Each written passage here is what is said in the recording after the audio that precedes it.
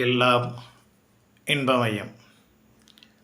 வாழ்க்கையிலே வசந்தம், சந்தோஷம் எல்லாருக்கும் தேவை. அப்படி வசந்தத்தோட, வளத்தோட, சந்தோஷத்தோட வாழ நமக்கு பொருட்செல்வம் தேவை. பொருட்செல்வம் தானாக வந்து விடாது.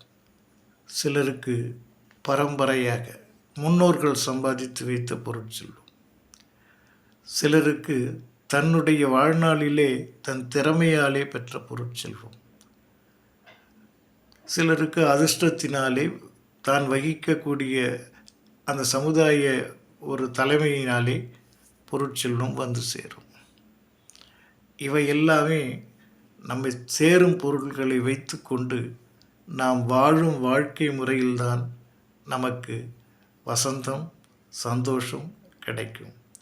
ஆகவே பொருட்செல்வம் நிறைந்திருந்தாலும் நாம் வாழக்கூடிய வாழ்க்கை முறையை சரியாக செய்யவில்லை என்று சொன்னால் எத்தனை செல்வம் சேர்த்து வைத்திருந்தாலும் அத்தனையும் கைவிட்டு போய்விடும்.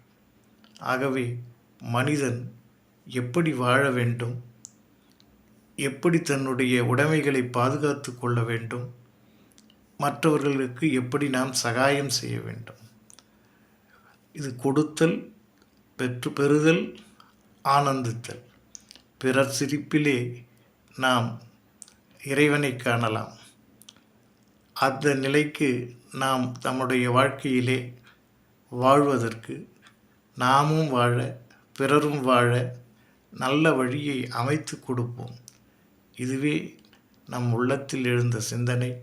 இதையே நாம் பிறருக்கு சொல்லுவோம். எல்லாம் இன்பமயம், எப்பொழுதும் இன்பமயம்.